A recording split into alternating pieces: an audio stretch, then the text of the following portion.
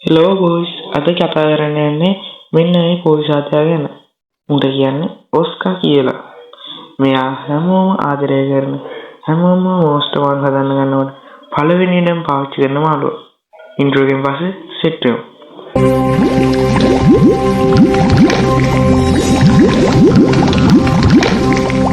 බොහෝ පිරිසකගේ ආදරය දෙන මේ ඔස්කා මාළු දැනට මුල්ම වරට හම්බලා තියෙන ඇමසන් වනාන්තරේ. ඒ වගේම මේගොල්ලෝ හුඟක් ඇග්‍රසිව් මාළු යත. දැනන ලංකාවේ තියෙන හුඟක් ඇක්වේරියම් වලින් මේගොල්ලොන්ගේ මිලදී ගැනීමට හැකියාව තියෙනවා. ඒ වගේම ඉතා අලංකාරවත් වර්ණයටම තියෙන මොවුන් ගල් 12ක පමණ විශාලත්වයකට හිමිකම් කියනවා. උන්ට ටැංකිය ඇතුළතදී ලබා දෙන්න ඕන පහසුකම් අපි බැලුම්. පහසුකම් වලදී මොවුන්ගේ pH අගය 6ත් 8ත් අතර පවත්වා ගැනීම ඉතා සුදුසුයි. පෙරේජ් එක 22ත් 27ත් අතර පවත්වා ගැනීම තවත් හොඳයි. ඒ වගේම මේගොල්ලොන්ගේ ආයු කාලය ගැන කතා කළොත් අවුරුදු 10ත් 20ත් අතර දිගු ආයු කාලයක් අරන් යන මේ ඔස්කා මාළු ඉතාමත් බුද්ධිමත් මාළු කොට්ටාසයකි. ඔවුන්ට සමාජිකයන්ව වෙන වෙනම හඳුනා ගැනීමට ඇති ඉතා බුද්ධිමත් හැකියාව මේට හේතු වෙලා තියෙනවා.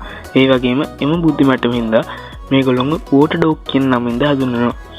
ඒ වගේම මේගොල්ලොන්ගේ වර්ග ගැන අපි කතා කළොත්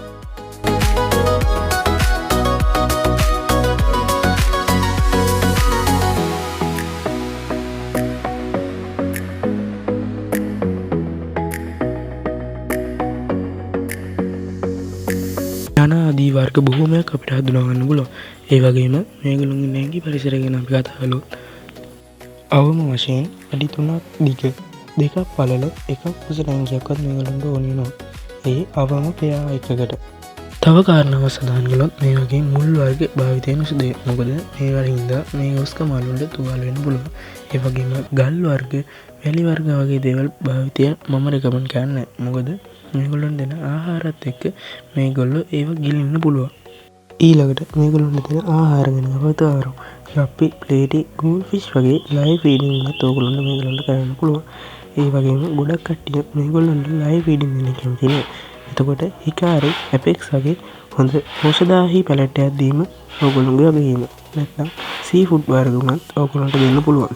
ඉස්සෝ, සාලියෝ, කෙලවල් වගේ එක සී ෆුඩ් වර්ග ඕගොල්ලන්ට දෙන්න පුළුවන්. ඊළඟට අපි මේගොල්ලොන්ගේ ටැන්ක් මේස්ලා ගැන කතා කරමු.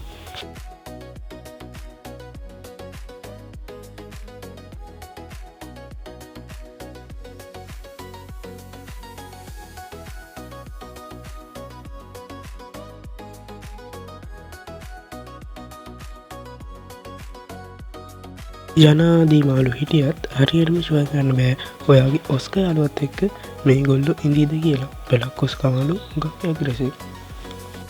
තව කාරණාවක් සඳහන් කළොත් මේගොල්ලන්ට හොඳ ෆිල්ටරේෂන් පද්ධතියක් තියෙනවා.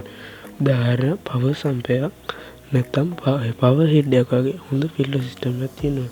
නැත්නම් මේගොල්ලන්ට හෝල් ද හෙඩ් වගේ ලොකු ලෙඩ උනත් හදන්න පුළුවන්. මේගොල්ලන්ට වතුර කොල්ලි එක 100% පිරිසිදුව තියාගන්න ඕනේ.